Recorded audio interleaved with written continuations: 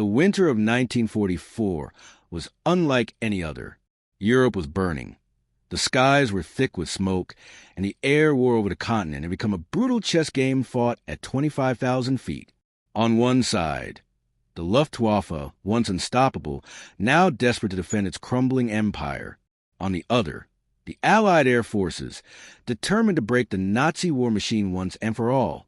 But even with courage, numbers, and relentless bombing campaigns, one problem haunted the Allies. They were losing too many bombers. The B-17s and B-24s sent deep into enemy territory were being shredded by German fighters before they could ever drop their payloads. The Mustang, America's sleek, silver hope, was supposed to fix that, and it did.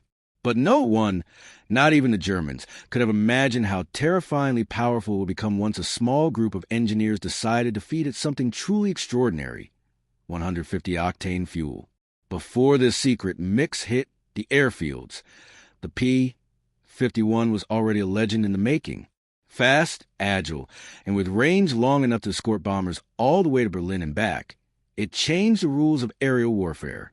But even the mighty Merlin engine that powered it had limits the pilots could feel when diving after German Focke-Wulfs or trying to climb out of a deadly dogfight.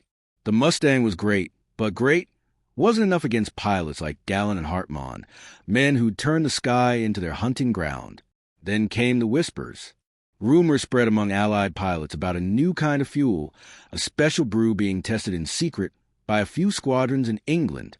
It wasn't just a tweak, they said. It was something entirely new, something that could push engines past what anyone thought was mechanically possible. To understand how world-changing that really was, you have to go back to what fuel meant in World War II.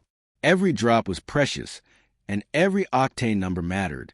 The higher the octane, the more power a piston engine could safely produce before knocking, that deadly misfire that could destroy an engine mid-flight. Most Allied aircraft were using 100-octane fuel, itself a massive leap from the low-grade gas used before the war. It was enough to keep engines reliable, but it put a ceiling on performance. Pilots knew their plane's limits. Push the throttle too hard, and they'd feel the engine strain, hear the metallic protest, a reminder that the line between power and destruction was razor-thin. But then came the British chemists, a group of fuel scientists and engineers who refused to accept that ceiling. In 1943, deep in secret labs and airfields across the UK, they began experimenting with chemical blends that would make the fuel more resistant to pre-ignition, allowing engines to handle far higher pressures. Their answer: a high-performance aviation fuel with an octane rating of 150. It wasn't just better, it was revolutionary. At first, the idea sounded reckless. The American and British air ministries weren't convinced that their engines could handle it. A higher octane meant pilots could push the throttle beyond safe limits, but that also meant they could blow their engines apart if they weren't careful. Still, the urgency of war left little room for caution. Every day, the Luftwaffe tore through bomber formations, and every day the Allies needed an edge. And so, in quiet air bases across England, test Mustangs roared to life. Mechanics, engineers, and pilots gathered around the sleek silver machines, their hearts pounding as they poured the new blend into the tanks. The smell of it was different, sharper, more potent.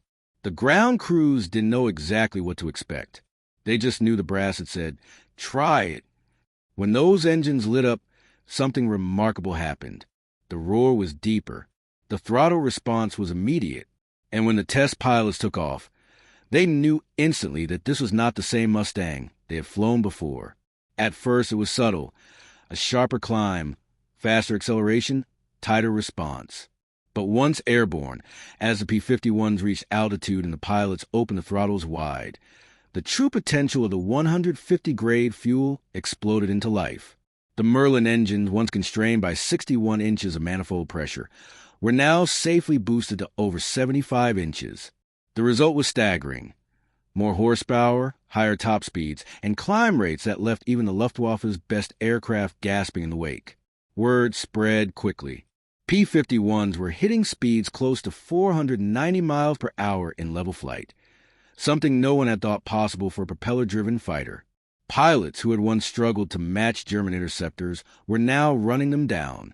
Luftwaffe aces, once confident in their superior altitude performance, were suddenly finding themselves outclimbed, outturned, and outgunned. The Germans were confused, even terrified. Radio chatter from intercepted Luftwaffe transmissions began to reveal disbelief. They reported Mustangs moving too fast to be real, attacking with impossible energy, vanishing as quickly as they appeared. Some thought the Allies had developed a new aircraft entirely, a Super Mustang or a secret jet prototype. But in truth, it wasn't the aircraft that had changed. It was what flowed through its veins. That fuel, a blend of chemistry and desperation, became the Allies' invisible weapon. It turned every P-51 squadron that received it into a unit of sky demons, cutting to the Luftwaffe like a silver storm. But to the Germans, who had no idea what had just been unleashed against them, it felt like black magic. Their high-altitude Bf-109s and FW-190s, once untouchable, were suddenly falling from the sky. The balance of the air war was shifting, and no one on the Axis side understood why. What the Luftwaffe didn't realize was that this new power didn't come without risk. The pilots flying those boosted P-51s were pushing their machines right to the edge, engines overheating, stresses beyond design limits, and flames licking dangerously close to failure. Yet, despite the risks, they kept pushing. Because in those days, the line between victory and defeat was measured in horsepower and octane. And as the Allies prepared for their final push into occupied Europe, that invisible edge, that secret blend of chemistry and courage, would become one of the most decisive, least understood factors in the entire air war.